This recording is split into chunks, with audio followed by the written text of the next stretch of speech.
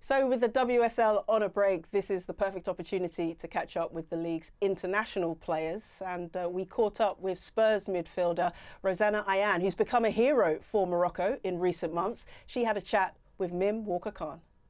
Looking at your personal journey and everything you've done in the past year, just sum up what it means to you to be part of a team that is the first Arab team to go to a Women's World Cup. You know, sometimes I still need to pinch myself of the journey that I've been on.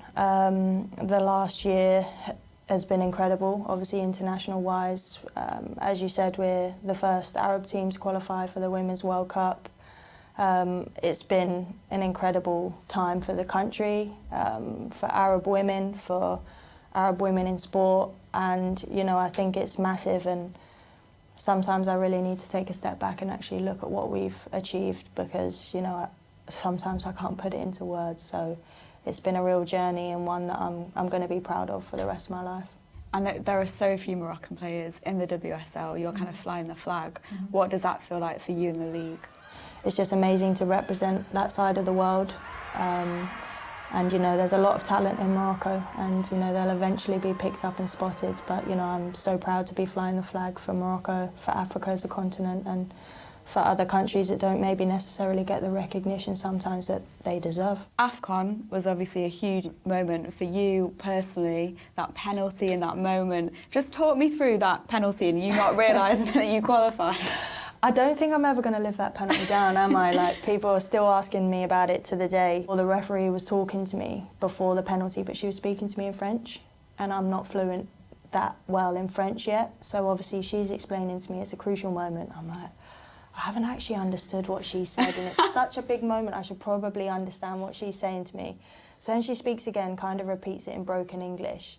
So I've got all this in the back of my head, and I'm just thinking, I need to score this penalty. You know, like, we're going to the final of an AFCON if I score this penalty. Obviously what she said has all got around the side. I've turned around.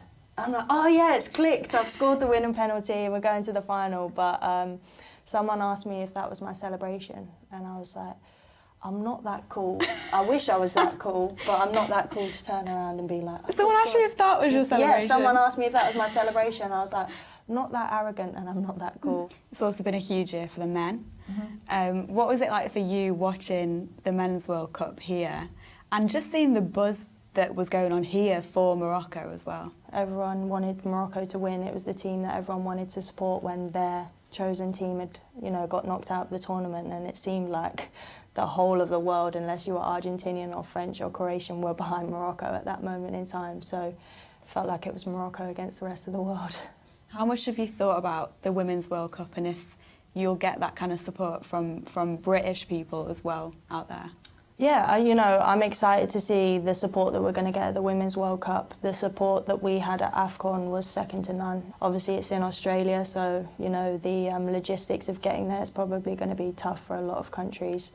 But you know, I'm sure that we're going to feel the support online from other countries as well. You've spoken before about growing up and playing football in Morocco when you were younger. What was that like for you? Fun. You know, it's just, I'd be in the streets with all the neighbours' kids running around until my grandma would call me in to tell me dinner's ready.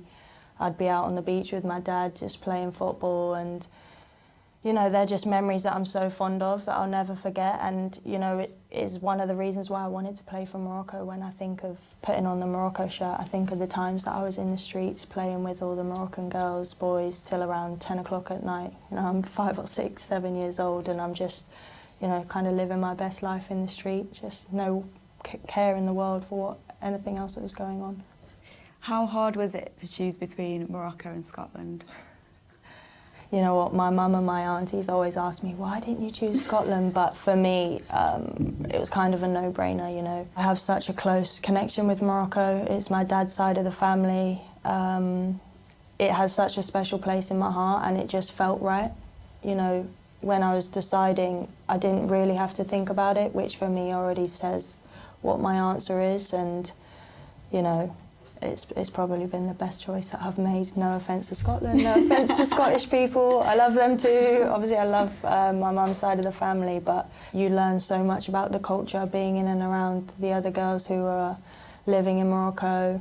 You learn about the heritage even more, the religion. There's so many aspects about Morocco that, you know, I thought maybe I knew before I played for Morocco, but I'm just learning more and more.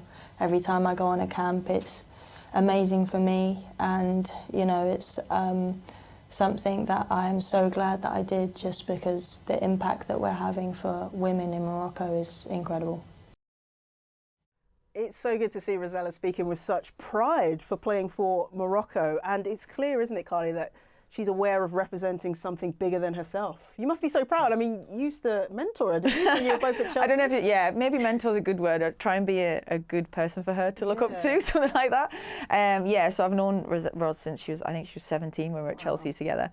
And yeah, she was a great kid then, full of energy, like she said, when she was younger. And I think if you'd asked me a few years ago if she'd have gone on to do what she did, I would have been like, oh really? But she was full of energy, loved life, and to see her go on and represent Morocco and women and girls, Arab women and girls now all over the world, because I think it's global now, that what she's representing. To see her go and do that and speak so passionately about it, I am actually really proud of her. Oh, that's lovely. And you're right, it's the first Arab nation to qualify for a Women's World Cup. What could a player of her stature bring to that team in terms of visibility and exposure? Oh, huge. The fact that her background and her upbringing, she's had to make choices along the way. You hear her speak about choosing between Scotland and Morocco. And it's not an easy path she's been on. So if you look at her career, it's been one of ups and downs and choices she's had to make, but ones that she's probably reflected on, and it's put her on the path she's on today. In football in general, it's never an easy path for anyone. And to see her to take some of probably the hard knocks she's had and take those things and go on to do the things she's doing now. And I'm so proud that she's going to a World Cup, and like say, she's representing her family, herself and a nation. It's unbelievable. And by the way, she is the reason they qualified for their first ever Women's World Cup. We have to talk about that penalty. We do. She mentions it, doesn't she, where she scores the winning penalty in the semi-finals of Africa Cup of Nations, and immediately as the goal goes in, she doesn't even realise that that's the goal that allows them to qualify for the World Cup final. No, I think everyone who was watching it was also taking a breath. Everyone knew how important it was, apart from her, which is a great thing in a way, because I think maybe if she did know the full like how many people were watching her in that moment, she might have maybe hesitated. But that's Ros, like she just takes everything such in her stride. Has fun doing it, and you can see, like, even though she says like she celebrated and kind of give it the what's happening as all her teammates are running towards her, like you say, that the pride she must have felt in that moment, and to be able to take Morocco to their first World Cup is unbelievable. And what advice would you give her? Because you know her well, you know what kind of personality she is. She's going to be playing in her first major tournament. You went to 4 major tournaments with England, so you know all about it. What advice would you give her in terms of trying to enjoy the experience? I think that's the main thing. You got to enjoy it. I think nobody probably would have seen them go into a World Cup. I think within their camp themselves, they would have believed. Of course, they would have. That's what got them on this path.